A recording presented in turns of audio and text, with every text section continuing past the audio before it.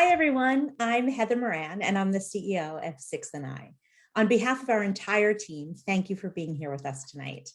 It is my sincere honor to welcome Bill Gates to our virtual stage in celebration of his new book, How to Avoid a Climate Disaster. Bill Gates is the co-founder of Microsoft, as well as a business leader, technologist, and prolific philanthropist. He and his wife, Melinda, co-chair the Bill and Melinda Gates Foundation. From poverty to health to education, they work together to dramatically improve the quality of life for billions of people.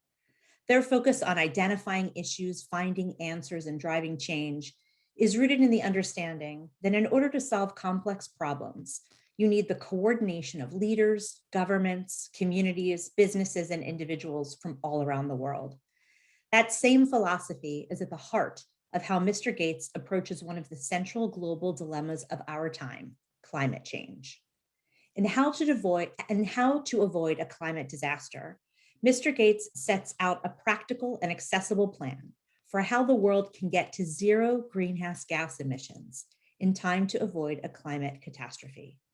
The book is the culmination of a decade of research into the causes and effects of climate change and collaboration with experts in the fields of biology, engineering, finance, and more. A self-described impatient optimist, Mr. Gates makes clear that while the work is challenging, we can indeed get there if we work together. I am so thrilled to say that Bill Gates is in conversation this evening with Rashida Jones, an actor, writer, producer, and director. She's also the co-host of their fantastic new podcast, Bill Gates and Rashida Jones Ask Big Questions. Like most of you, I loved Rashida in Parks and Rec and The Office, among her many other film and TV credits, and I'm always excited to see what she does next. Rashida currently stars opposite Bill Murray in a film called On the Rocks, and recently starred in, directed, and executive produced Black AF, a hilarious and amazing half-hour comedy on Netflix. Later in the program, we'll take some of your questions. You can submit them using the Q&A button at the bottom of your Zoom window. And we're also including a link to purchase additional copies of How to Avoid a Climate Disaster in the chat box. We're going to begin with a brief video, and then please help me welcome Bill Gates and Rashida Jones into your homes. In a typical year, the world emits over 51 billion tons of greenhouse gases. And as we keep doing that, the consequences for human life will be catastrophic. When I first fell in love with computers as a teenager, they were enormous, expensive, and only the government and big companies could afford them. But my friends and I became obsessed with a wild idea. What could we do if there was a computer on every desk? And now the wild idea is quite tame. Billions of people not only have computers on their desks, but even in their pockets. Now the world needs another breakthrough. In fact, it needs many breakthroughs. We need to get from 51 billion tons to zero while still meeting the planet's basic needs. That means we need to transform the way we do almost everything. Our commitment to developing these innovations will mean the difference between a future where everyone can live a healthy, productive life and one where we're constantly dealing with the human and financial crises at a historic scale. Entrepreneurs and investors have to build new businesses and change existing businesses to get these solutions deployed. Government leaders have to enact new policies that drive the market for clean energy. And advocates have to keep their voices loud to hold all of us accountable for rapid progress. Avoiding a climate disaster will be one of the greatest challenges humans have ever taken on. Greater than landing on the moon, greater than eradicating smallpox, even greater than putting a computer on every desk. And my basic optimism about climate change comes from my belief in innovation. It's our power to invent that makes me hopeful. Hello, good evening, and thank you to Heather and the team at Six and I for the introduction. I'm Rashida Jones, and welcome to this conversation with Bill Gates on his new book, How to Avoid a Climate Disaster, the Solutions We Have and the Breakthroughs We Need. Tonight, we are going to hear from Bill about his path to climate work and his decision to write this book. And then we're going to move to some questions from our audience. Hi, Bill. Welcome. Hey, Rashida, how are you? Nice to see you. Yeah. Let's get into it. So, firstly, the book is wonderful. It's very dense. There's a lot of information. You start with a kind of a concept that you've talked about a lot, which is your own personal guilt for your large carbon footprint. And you also have a certain amount of self-awareness about the abundance of rich men with big ideas about what other people should do. Your words, not mine.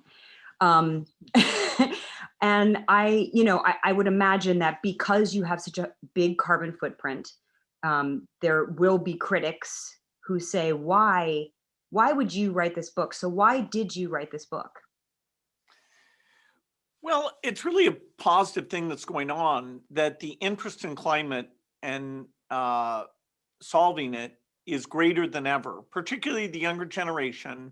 If they think about what they want beyond their own individual success, the idea that for their lifetime, for their kids' lifetime, they don't want the destruction and migration and wildfires that will come.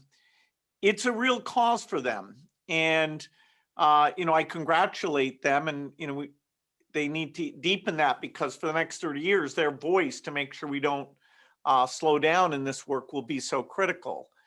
I've seen the negative effects of climate change, particularly in my work in Africa. Most of the poor there are farmers. The weather is getting worse. They have more years that their crop fails altogether. The heat means that even in a normal year, they're getting less output. And for Africa, they don't have savings or buffer stock, and they've got population growth. And so this is a life and death issue.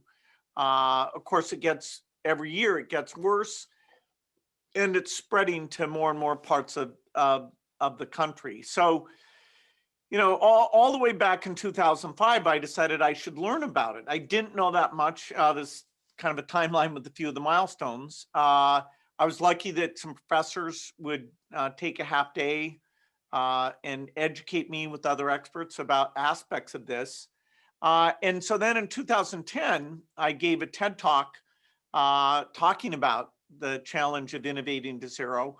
That's my climate talk. My pandemic talk was actually 5 years later, after the Ebola crisis, where I warned about not being ready for the next pandemic. I've been funding companies, battery companies, most of which failed, some of which look promising.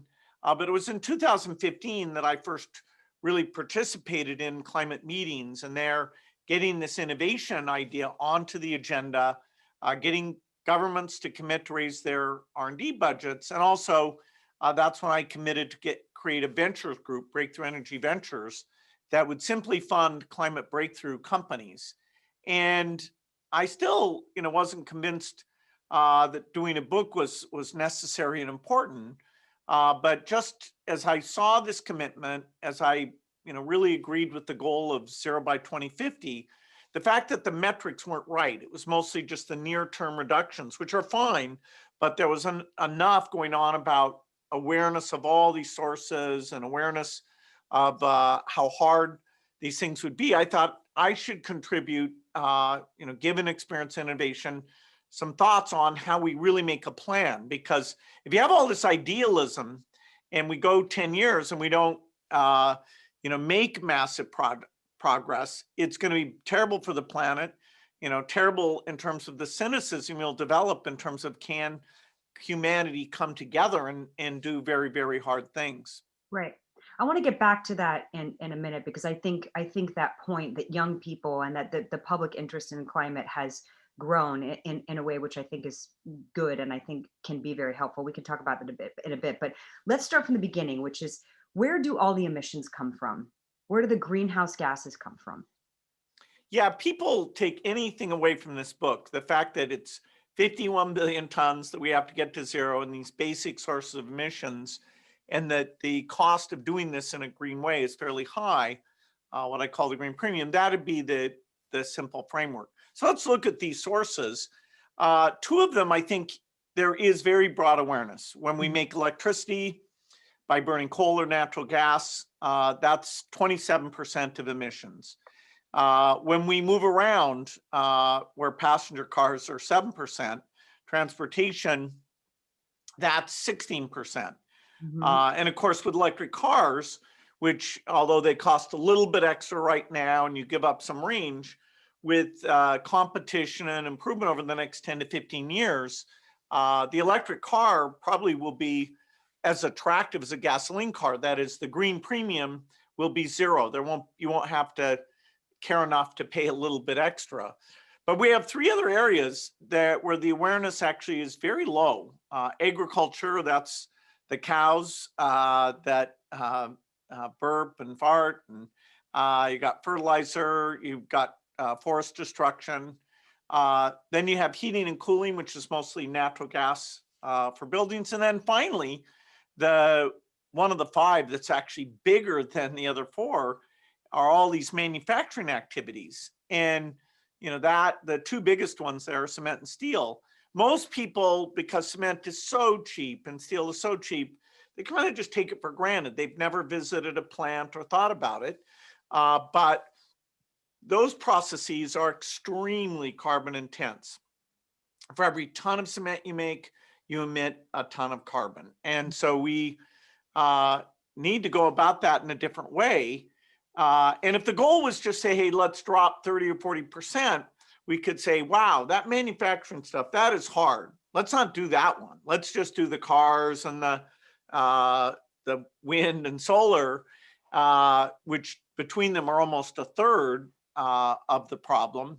But instead, because as long as you're emitting these gases, it just adds up because CO2 stays in the atmosphere for thousands of years. So the temperature just keeps pushing up, and the natural ecosystems, whether it's corals or the Arctic or the Amazon forest, they can't stand those higher temperatures. And so you have these gigantic die-offs, and then humans aren't able to go outdoors in the summer, and you get wildfires, and basically the poorest who are near the equator you'll have hundreds of millions trying to migrate. So it's a lot of sources, but we can pick smart people, get lots of companies working on each of those areas. And your ambitious hope is that 51 billion tons of emissions will be zero by what year? By what point? Yeah, 2050. And that's, if you look at the curve of emissions, the history, it just goes up. And you have a little wiggle like the 2009 when the economy wasn't so strong. Even this last year where you think, wow, I didn't, leisure travel, massively down, car travel, that's down, a lot of economic damage. Did that make a difference? It's less than 10% reduction, even though the economic impacts and the need for government aid has been really unbelievable. So it just shows that even though the planes were less, we were still building buildings all over the world, still making beef. So to take something like that and to say in these next 30 years it's going to go down, that's a real change. That's we can't How are you going to waste do it? any of the years. How are you? Well, I mean, obviously it's going to be a collective effort, but what are you specifically doing? And we can talk about Breakthrough Energy to battle this and to get this goal. Let's take the electric car category and see why in that case we are being successful. That is, we'll get the cost down very dramatically. We had R&D money on batteries. We had companies like Tesla. We had a significant tax credit to help drive the demand. California had a requirement for manufacturers to make a certain number of zero-emission vehicles. So we exercised a lot of tools, R&D funding, high-risk capital creation, which, of course, those investors got their money back, although some electric car companies didn't do as well. And then policies, so that even though that price was somewhat higher, there was a green premium, you drove the volume, which drove the learning and catalytically drove that market. So we need to do that across all these different areas. Some are very far advanced, solar and wind on land, and electric cars with lithium-ion batteries. That is going to zero green premium. We have some that are intermediate, like offshore wind or electric buses, where although they're maybe a decade behind, it's clear how to do it. And so just creating demand will accelerate that. Then we have the hard ones, steel, cement, aviation fuel. And there, it's less clear. We're all the way back at the very start, which is the R&D. Breakthrough Energy found lots of people to fund in areas like food and storage. Now we have our second fund. We're looking for more people in those very difficult areas. Since you can't just invest in one company and expect that'll be the solution. So in the area of cement and steel, research and development will continue to happen. In the meantime, does carbon reduction, does grabbing carbon out of the air, is that something that can actually really put a dent in the problem? Yeah, that's actually pretty fascinating. And I'm the largest investor in a lot of companies that are working on that. So to make it clear to people, the idea is either you sit at like the power plant and you take the flue gases coming up that chimney, which are about 15% CO2, and you grab the CO2, pressurize it, and put it underground somewhere where it'll stay for a long, long time. You can do it there at the power plant, or you can just grab the air anywhere. Now, it's far more dilute. It's 410 parts per million, so a lot of air has to flow through for you to grab much carbon.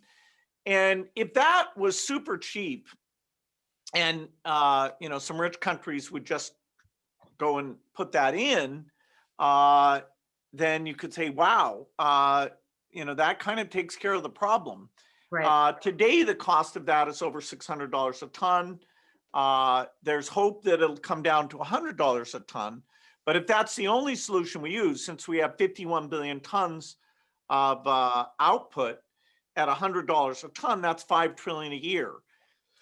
And, even though you could say that's better than destroying all these natural ecosystems, that's way beyond the money that you're likely to raise. In fact, I'd go so far as to say, unless we can cut green premiums, that 5 trillion, by 95%, the likelihood that we'll subsidize all the different countries of the world to do it the green way is actually pretty low. And, so that's a metric that you can look and say, okay, are these green premiums coming down? And that gives you the whole picture, not just the near-term easy progress that you've made. Right. So we're talking about, all of these things, it's going to require widespread systemic change to really get to this goal. And we've seen a lot of reaction about your book and your agenda, and there's some pushback from people on the left and people who say you're new to this, people who say that maybe, you have too much of a relationship with corporations and you have your own agenda. What do you say to those critics, and what makes you feel uniquely qualified to speak on this matter? Well, I'm not the person who can drive the advocacy. I'm in great admiration in how well that's been done. And, of course, we need to do more, including, making it more bipartisan so that the goal is shared, even if the tactics to get there are a point of disagreement, which is probably a perfectly healthy thing. I've worked in innovation, both in software and at the Gates Foundation on things like new vaccines. I've studied the field because of the work we do in Africa. I see the damage. And, the books that are written about climate change, a lot of them are, just one slice of the problem and, never going to hit the mainstream. And so my goal was to write something that would be, quite educational, but not bringing in too much of the complexity and, give a sense of anyone who thinks it's going to be easy. Hey, I'm sorry, that's wrong. Anybody who thinks it's not important, that's wrong. Anybody who thinks it's impossible, you can be discouraged that, some countries aren't opting in, or if the US every 4 years flip-flops and says, no, this is not important. How do you get that big capital spending on new steel plants when, you don't even have the political certainty that that's going to be valued? So there are, days where this cause has setbacks, but because of the innovation, because of the intent, I want to paint a picture that we really can do it, but not, leave areas that we wake up in 2050 and go, whoops, we didn't actually get around to that piece of the problem. Right. So in terms of individuals and this and this public interest that I think has increased, you talk about this in the book about the climate crisis, about because we're seeing it, and in some regards we're going to have to catch up to it because innovation will save us from whatever horror we're going to see in the next 10 years. Um, what do you think about, there's all this goodwill and there's all this energy and acknowledgement of the climate crisis, kind of, that needs to be renewed, and it needs to continue with momentum. But do you think there's some sense of like how to turn that energy into like solution oriented advocacy? Because I personally, I've been told for years wind and solar, and now I'm sort of hearing that it's too intermittent and it's not like the solution to everything. So how can we sort of take that advocacy and make it solution based? Well, I think the education on this, which hopefully my book is a small part of that, needs to be broadened. Even in high school, you should have a sense of why carbon emissions create the greenhouse gas effect, and some of the challenges. It is fair that if you try to go with all renewables that are very weather dependent, that you can have a reliability problem.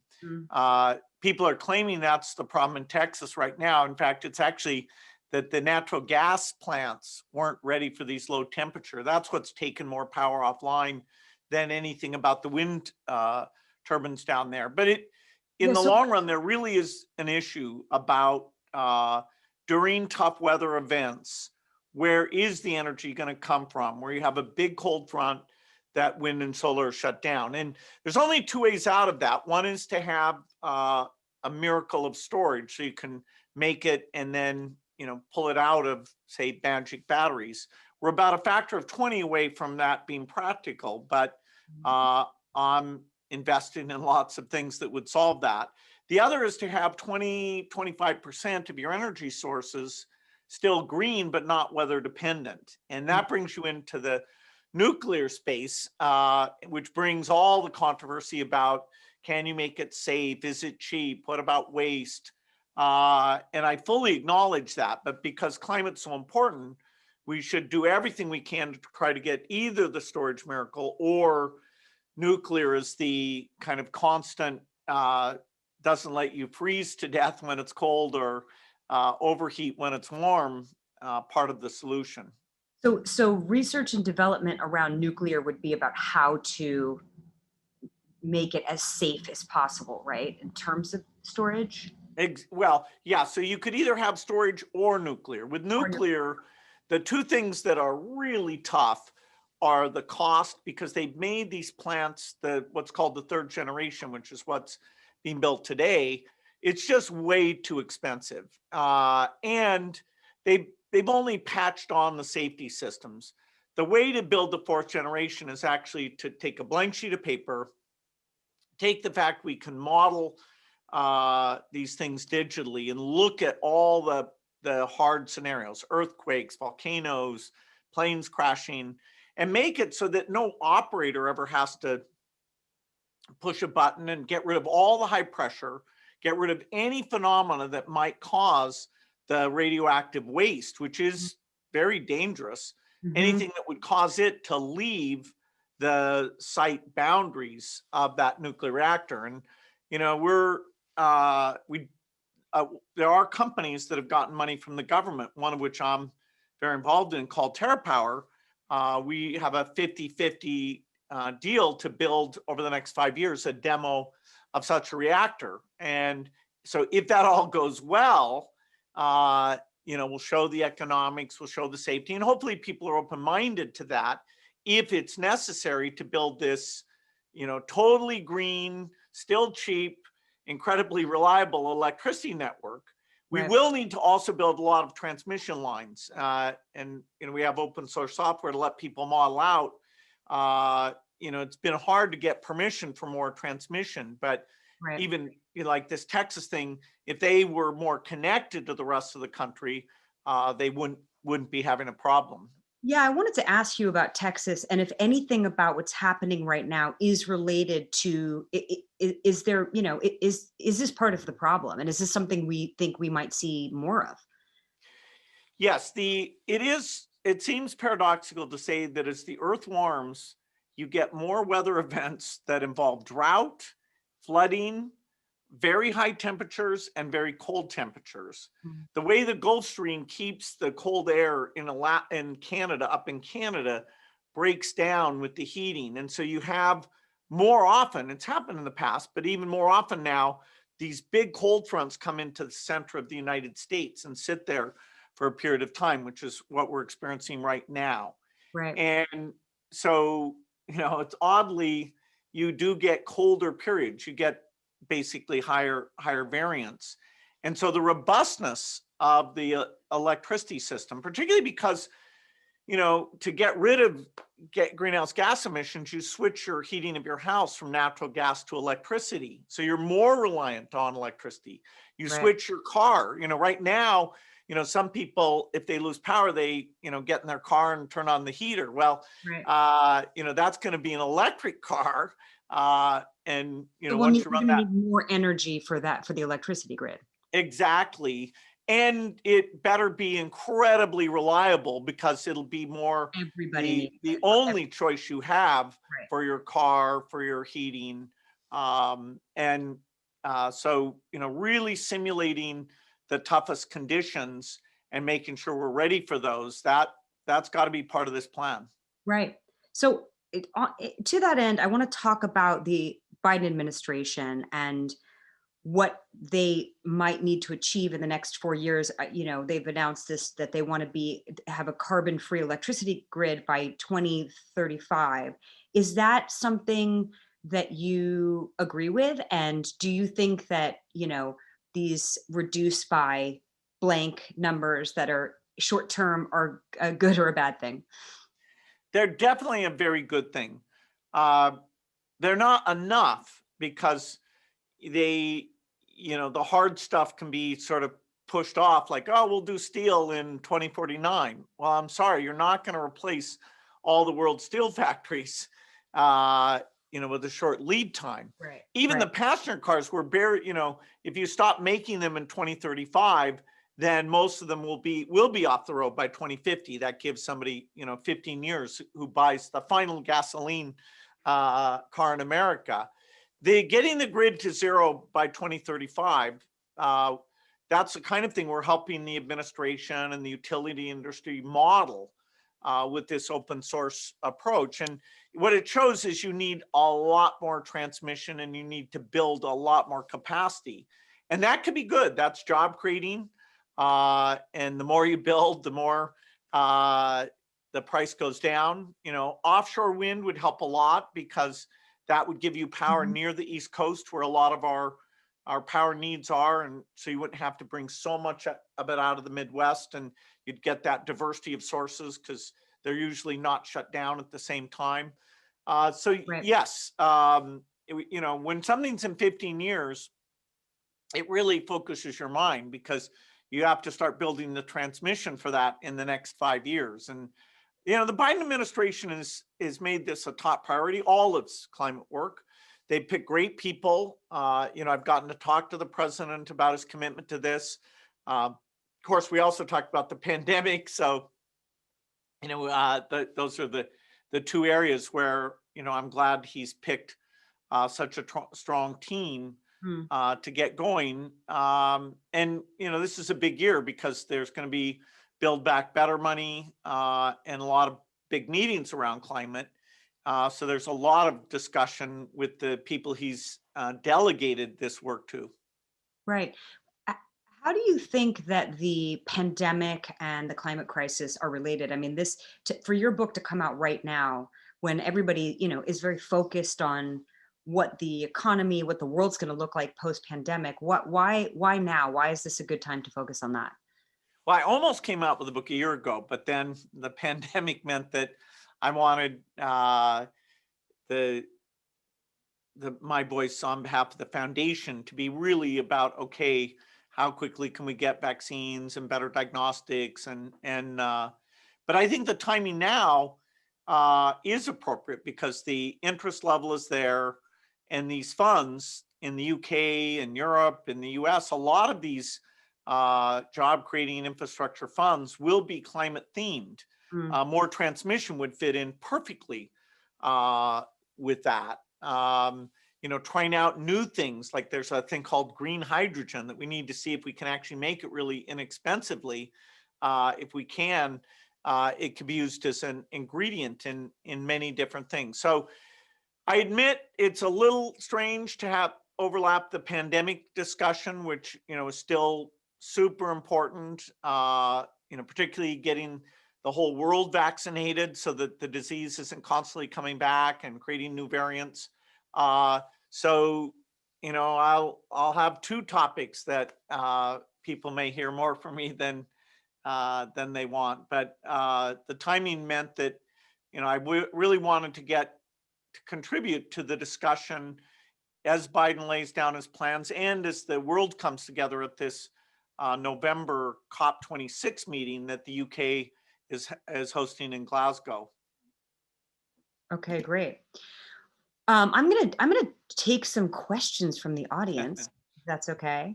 Um, Super. all right, this question is from Alec. My 9-year-old, who's watching, hi 9-year-old, is worried that climate change will be the end of us, and soon. If we work together, can we fix this? Bill.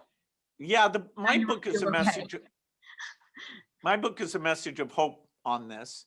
I really have heard young people say, maybe they shouldn't have kids, and maybe the future is quite bleak. And it's true. If we don't do anything, all of those poor people living near the equator won't be able to feed themselves, and you get civil wars, and the migration we had from the Syrian civil war will look like nothing. The overall death rate of the pandemic will be at 5 times as much per year and going up. And we did see in the case of the pandemic, even though government didn't think ahead on this, eventually the vaccine came, and it will bring it to an end so we can start restoring education and the economy. Mm. The climate change, if you wait long enough, the coral reefs will have died off and the soils will be completely degraded. And so it's not as easy to come around on. And so that's why you really have to invest now. But it is, it's government thinking ahead for us. Like for earthquakes, they do building codes, and for wars, they do war games and fund the Defense Department. These are two where our governments mostly have fallen short of investing now to help human welfare out in the future. But in terms of what we can do, just to answer Alec's question, we can put pressure, right? Use our voices to put pressure on people who can do those things to make sure that they know that it's important to us.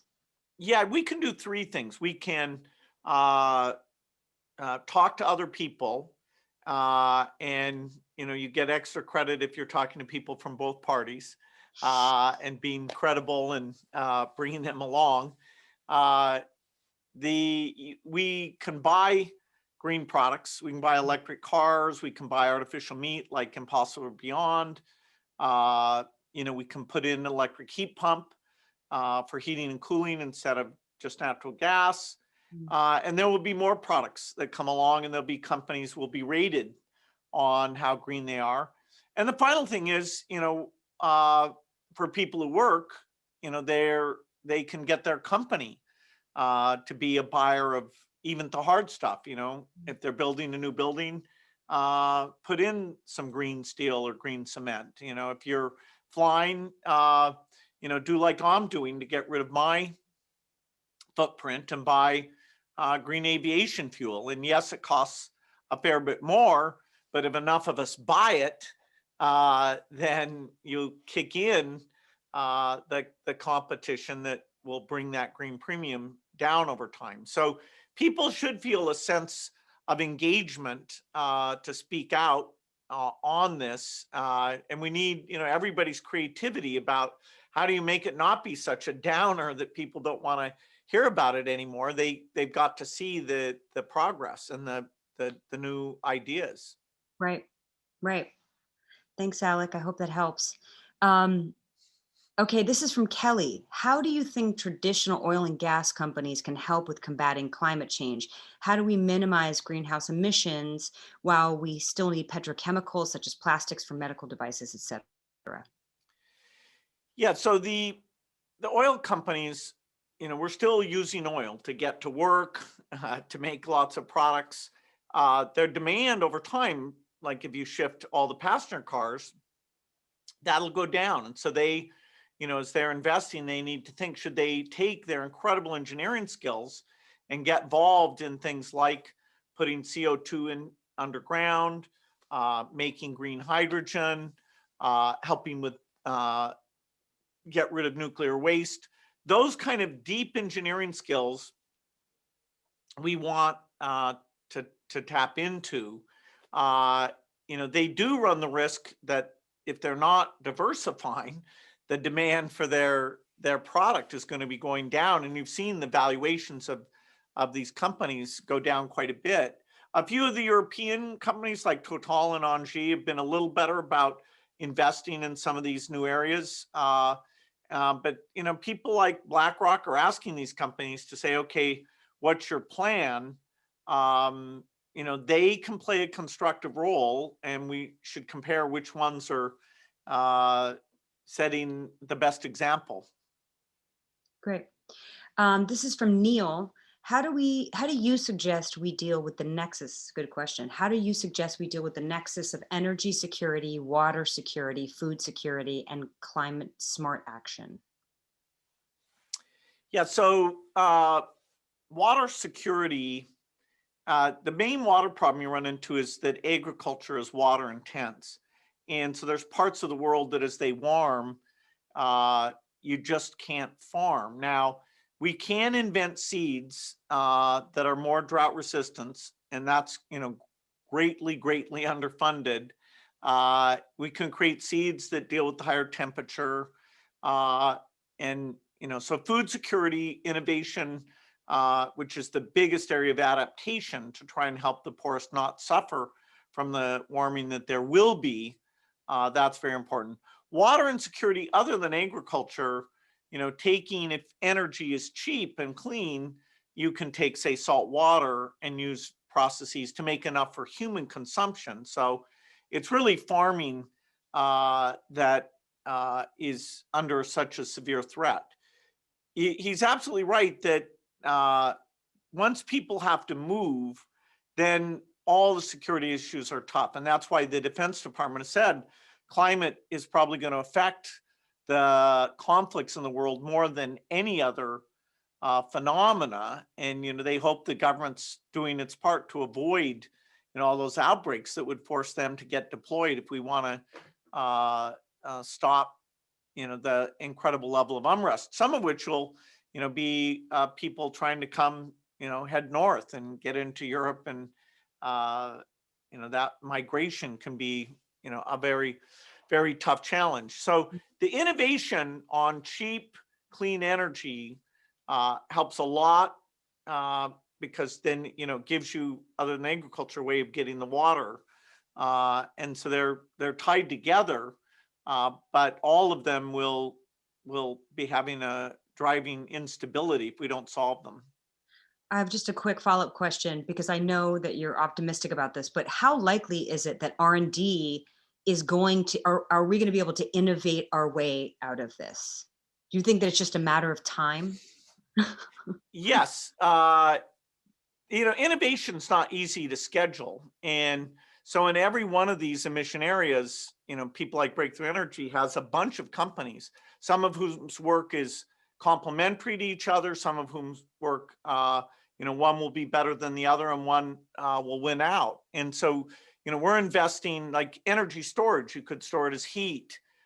You could make a super, super cheap battery. You could pressurize water underground. We have over 5 different ways. And if one of them ends up being super cheap, it may dominate that.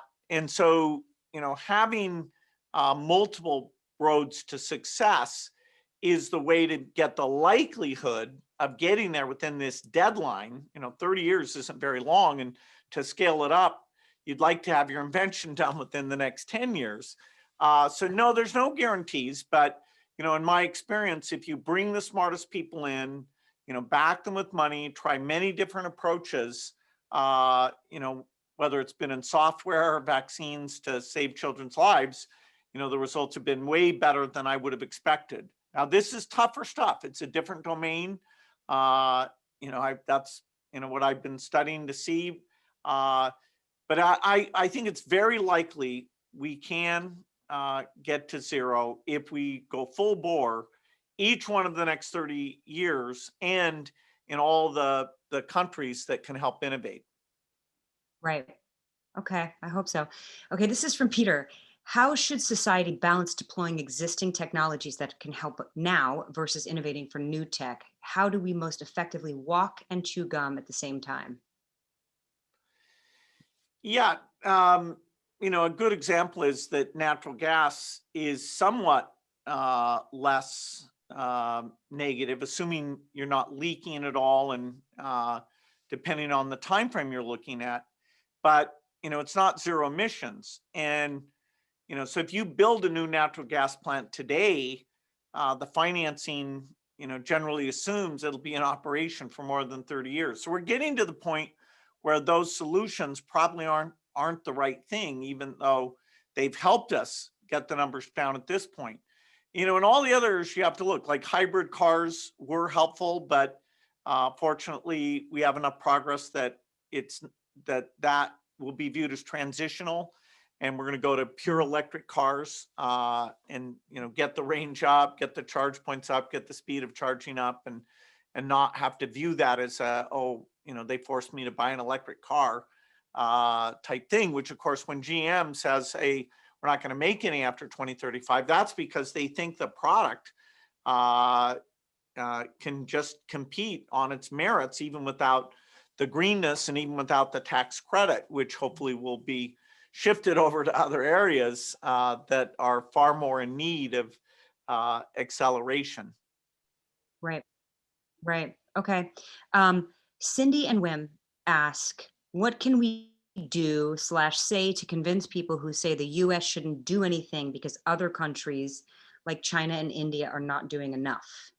I don't know if that's even true, but I'll leave that up to Well, you. yes, China's commitment right now is to get to zero by 2060. And India's view is, hey, it's all too expensive right now. We're doing, some renewable stuff, but we have to build more coal plants because we're talking about basic levels of electricity and shelter and air conditioning that the rich countries are responsible for.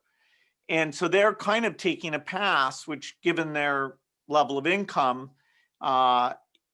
does make sense. We have to tell them to adopt a category. We either have to subsidize it or get the green premium to be very, very low. And so they come to the meetings, they care. In fact, India will suffer even sooner than the United States will, particularly the south of India. So over time, I think they're having these heat waves. They are going to get pretty strident when they're talking to us further north countries about, the relative role we need to play. So the US is the richest country and the biggest historical emitter, needs to go first. We're the country with the most power to innovate. If we innovate, then we create companies and jobs and exports around those innovations. So it's just like in medicine, where we put the most into research, but we have the most companies and we have, great exports that come out of that. We've got to step up here, and in kind of a constant way. You can't get the rest of the world to come in unless the US is there. So they're kind of saying what he said, they're saying the opposite of that, because if the richest country can't see its way to do this, then it's not going to happen. Yeah, Cindy and Wim, tell them they have to. It's our responsibility. Okay, the next question is from Michelle. I love the notion of the green premiums. Can you define this concept and give practical applications for how individual citizens can participate in this process? It would be empowering. Yeah, so green premium is the extra amount you pay.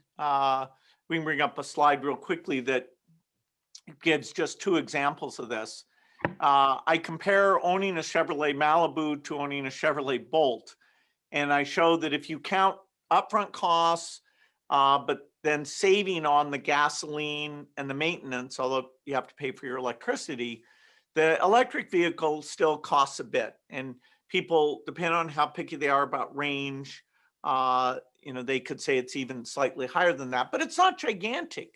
A lot of families could stretch and help drive the electric car market there. Now, cement, which is the other example there, you see that the price per ton, cement's really cheap, $125 per ton, but it's almost double that price if you make it the green way. And so that is gigantic. And of course, cement, most people don't themselves get involved with cement. It's when you're building roads and buildings. So there, it's more your employer or the government that contracts for most of the road building. They'll have to start and say, okay, on this project, let's use 5% green cement, not 100% to begin with. But otherwise, the companies that are innovating and bringing that premium down, they won't have any market to scale up and to learn from and to motivate them to do the next generation of R&D. And so we really do need to take tax credits and policies and apply them across these different categories, particularly the industrial manufacturing type categories. And I was stunned when I saw how big those green premiums are, because we have underachieved. And sometimes when we use the word energy, it's easy to forget those things because they're not really energy. When we say clean energy, we're trying to say all the sources of emissions, but there's no good word for that. Even when we, created the term breakthrough energy, I kept thinking, breakthrough emissions, but there was didn't come up with anything. And so that's why, constantly keeping that slide with the pie chart in mind shows us what's missing. And yes, people should have visibility of what those green premiums are. Should your city buy electric buses? That green premium has come down a lot. It's pretty small. It will get to zero. And, those buses are nice and quiet and they don't smell as bad. So, once you get there, it's really very cool. And just a follow-up question I have is, in the meantime, as an individual consumer, if you can afford, if it feels okay financially to pay that green premium for you or your family, is that a way that people can feel good about participating in that? Because also that market signal might actually bring that premium down for other people, right? Absolutely. That is what I call catalytic buying. And although we may actually create a fund, you could directly put money into it on a yearly basis for this. Right now, if you go in to buy ground beef, either at a restaurant or at a grocery store, the Impossible and Beyond are often there as a choice with a slight premium. And, it doesn't fool you completely unless you put enough sauce on. But boy, those products are getting better all the time. And because of their sales, they'll drive out new generations every 3 or 4 years. And, they're going to get to a point where their cost and their taste, you won't be able to tell the difference. And all sorts of food categories, sausage, and I tried some yogurt recently, and I thought, wow, I'm not as much of a connoisseur as hamburgers, but this is a new company, Nature's Fine. This stuff is getting good. So a lot, when you buy, power tools, do you buy an electric power tool or a diesel? It's more and more consumer items. If you're informed, you can help this cause with your purchasing dollars. Right. That's great. That does feel empowering. Okay. This is from Anonymous. What excites you the most about improving smallholder farmers' livelihoods, and what role does agricultural research play in that? Well, there's nothing more impactful to reduce the impacts of climate change than working on help for farmers. Now, that comes in many forms. It comes in the form of better seeds, and there's a lot we can do there. It's really kind of amazing. There was a thing called the Green Revolution back in the 70s that avoided literally hundreds of millions of people starving. What we can do this time is even bigger than that. And we can avoid a lot of the diseases of these crops, which often drive them to malnutrition. These farmers also deserve better advice that we can get to them through the cell phone. When should they plant? Should they buy crop insurance? When they sell their output, how do they, save that money for the next year? And so our foundation, other than our health work, our next biggest areas globally is agriculture.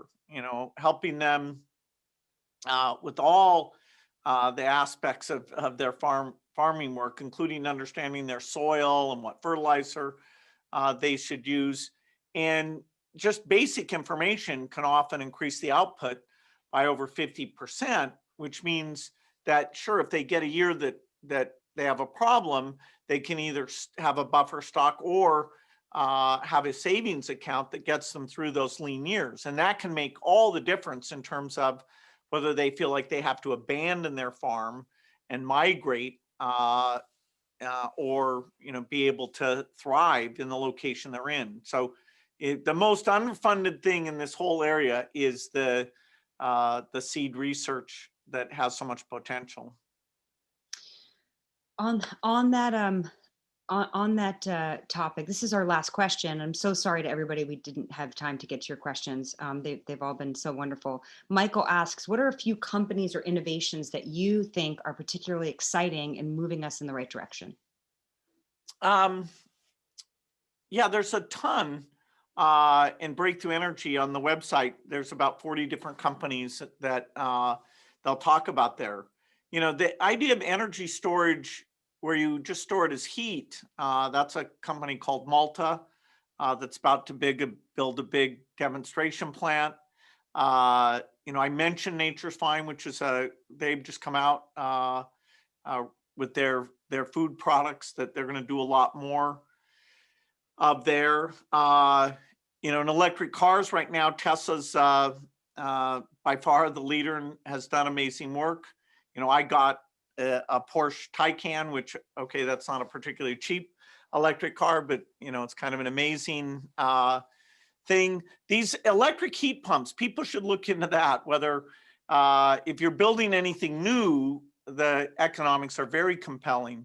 In some cases, even in your current house, you can retrofit and actually save enough on your monthly bills that it would be actually a negative green premium to switch from natural gas to that heat pump. And a lot of really great companies doing work there. I wish I could name a cement or steel company that was about to ship products, but that's Gorgeous. earlier on. Carbon Cure actually right now gets about a 10% reduction on cement, and their next generation will get it to 30%. And so, you know, we need to tell more of these stories about these companies. It's, you know, the entrepreneurs are all over the world, but a lot, even if they weren't born in the US, come to the US because of the entrepreneurial ecosystem that's here. And that Breakthrough Energy Ventures, it's actually gone better than I would have expected. We've gotten other people to invest because our scientific team is so deep that the due diligence provides confidence to other investors. For a while, about 6 or 7 years ago, the green investing had done so poorly, you know, other than Tesla, there'd been mostly failures that people were kind of abandoning it. But with Breakthrough Energy Ventures, now we're seeing a second wave, and that is super helpful with so many cool ideas. Even for our second fund that we just started, the quality of the new investments look like they're going to be every bit as amazing as the first round. Great. Well, I'm happy you feel hopeful. It's been wonderful talking to you. Thank you, Bill Gates. Your book, How to Avoid a Climate Disaster, the Solutions We Have and the Breakthroughs We Need, is out now. And thank you everybody for watching. Thank you to Six and I and the whole team there. And everybody do your part. Let's keep Mother Earth happy. Thanks, Rashida. Thank you. Thank you. Thank you so much to Bill Gates and Rashida Jones for such an incredible conversation. And thanks to you, everyone in the audience, for joining us. There's a link to purchase the books in the chat box. We're also emailing everyone the link as well. Please come back and see us for more virtual events. Check out our calendar at sixthandI.org. And when the time comes, we really look forward to welcoming you back into the Sixth and I Sanctuary. And until then, take care, stay safe, and good night.